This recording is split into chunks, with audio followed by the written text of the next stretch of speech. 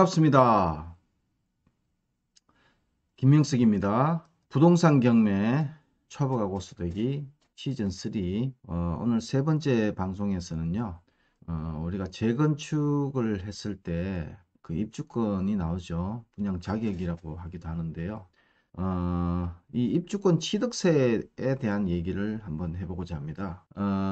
우리가 취득세는 그전에는 뭐 크게 신경 쓰지 않았던 세금입니다. 근데 이제 다주택자에 대한 세금 중과가 되면서 이 취득세도 아주 중요해졌는데요.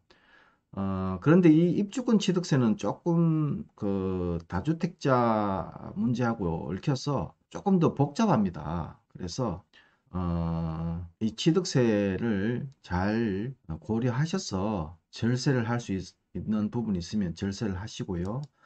일단 그 준비를 해야 되겠죠. 그래서 이 취득세를 좀 알고 넘어갔으면 해서 오늘은 이 재건축에서의 취득세 문제를 한번 다뤄보고자 합니다. 재건축에서의 취득세는 우리가 이제 원조합원하고 승계조합원하고 이렇게 좀 나눠서 볼 필요가 있습니다. 원조합원이라고 하면 관리처분 인가 이전의 조합원을 얘기하고요. 승계조합원은 관리처분 인가 이후의 조합원을 얘기합니다. 원조합원 같은 경우에는요.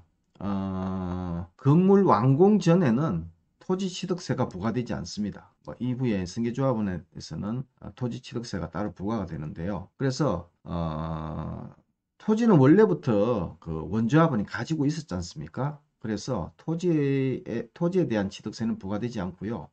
건물이 완공되고 나면 건물에 대한 취득세만 부과됩니다. 그래서 건물은 새로 지어졌기 때문에 건물이 원 건물이 철거되고 새로운 건물이 신축이 되었으므로 그 건물은 조합원이 원시 취득하는 겁니다. 그래서 원시 취득세 기본세율 2.8%가 적용이 되는 겁니다. 그래서 이 부분을 좀 잘 알고 있어야 되는데요. 원시 취득이므로 2.8%의 세율이 적용이 된다. 이걸 좀 알고 계셔야 되겠네요. 그래서 이 2.8%라고 하는데 2.8%는 뭐냐면 과세 표준의 2.8%예요. 그러면 과세 표준은 어떻게 구하느냐? 그 재건축에서의 그 과세 표준을 구하는 방식은요. 평당 건축비 곱하기 면적이 되겠네요. 네. 뭐 제곱미터로 하면 제곱미터로 하시면 되고요. 제곱미터 건축비 곱하기 제곱미터당 건축비 곱하기 제곱미터당 면적 그리고 옵션 비용을 더하면 됩니다. 네. 우리가 그 최근에 반포 이지구인가요? 거기는 평당 건축비가 1,300만 원을 넘어섰다고 하죠. 네. 지금 평당 건축비가 꽤 많이 올랐습니다. 비용이 그 건축비 원자재 값도 오르고 해서 그렇게 많이 올랐는데요. 요 기본 세율 2.8%에다가요. 85제곱미터 이하는 이제 그 지방세가 이제 0.16%가 붙어서 토탈 세금이 2.96%가 되고요. 85제곱미터 초과는요. 취득세 기본세율에다가 지방교육세 0.16% 그리고 농특세 0.2%가 합쳐져서 토탈 3.16%가 됩니다. 3.16% 3.16%가 됩니다. 승계조합원은요. 승계조합원은 조금 다른데요. 관리처분 인가 이후에 원조합원으로부터 취득했다든지 경매로 매수했다든지 하게 되면 요건 좀 나눠볼 필요가 있습니다. 어떻게 나누냐면 건물 완공 전하고 건물 완공 이후하고 이렇게 나눠볼 수 있어요. 그러니까 건물 완공 전에는 또 다시 기존 건물 멸실 전과 멸실 후로 또 나눠서 봐야 됩니다. 건물 완공 전에 기존 건물이 그대로 있다라고 하면 문제될 건 없죠. 그냥 그 기존 건물에 그대로 세율을 곱하면 됩니다. 무주택자는 기본 세율 1%에서 3%대가 되겠죠. 기본 세율. 다주택자는 그대로 중과 적용 받습니다. 만약에 1주택자가 그 승계조합원이 되는 순간 그게 조정지역주택이라고 하면 2주택자가 돼가지고 8% 중과가 되겠죠. 조정지역일 때 한해서 그렇습니다. 8% 중과가 되겠죠. 이 기존 건물이 멸실하기 전에 기존 건물이 있다라고 하면 관리처분 인가 이후에도 건물이 있을 수도 있고 멸실이 될 수도 있겠죠. 그러니까 멸실 전이라고 하면 일반 주택과 동일한 취득세가 부과가 되고요. 기존 건물이 멸실 이후라고 하면은 건물이 없어요. 그러면 건물이 없는데 주택이 아니죠. 주택을 취득한 게 아니기 때문에 거기엔 토지밖에 없어요. 그래서 토지에 대한 취득세 4.6%가 1차로 부과가 되고요. 그리고 건물이 완공이 되고 난 다음에 건물에 대한 원시 취득이 이제 2.8%가 부과가 되겠죠. 이 2.8%는 나중에 이제 지방교육세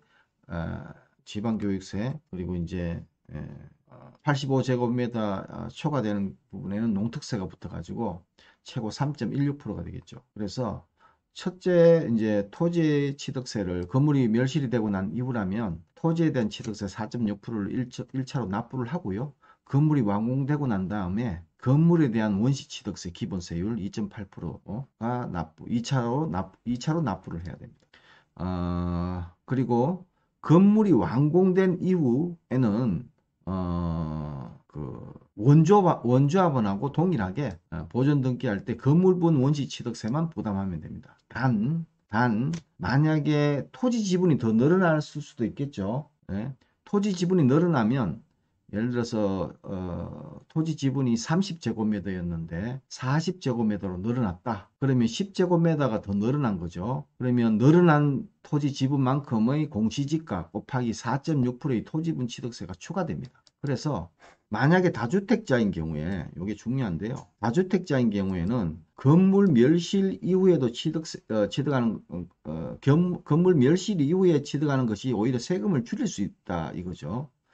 예를 들어서 1주택자가 조정지역에 재건축을 매수한다 하면 건물 멸실 전이라면 8% 다주택자 취득세가 중과되겠죠. 근데 건물 멸실 이후에는 4.6%의 토지 취득세하고 건물분 취득세, 원시 취득세 2.8%만 납부하면 되니까 건물분 취득세를 따져서 매수 시기를 조율하는 것도 절세를 할 수 있는 하나의 길일 수 있다. 이런 얘기가 되겠습니다. 단 평당 건축비가 많이 올라가는 경우에는 또 따져봐야 되겠죠. 그래서 우리가 절세를 할 수 있다라고 하면 절세할 수 있는 방법을 찾는 게 중요하겠죠. 그리고 절세하고는 또 다르게 우리가 이제 토지 취득세하고 건물 완공 후에 멸실이 됐다고 하면 건물 완공 후에 건물에 대한 원시 취득세 2.8%를 추가로 2차로 납부해야 된다는 사실, 이 사실을 알고 자금을 준비하고 계획을 세워야 되겠죠. 자, 그런 측면에서 오늘은 재건축 아파트 입주권 취득세에 대한 얘기를 해봤습니다. 감사합니다.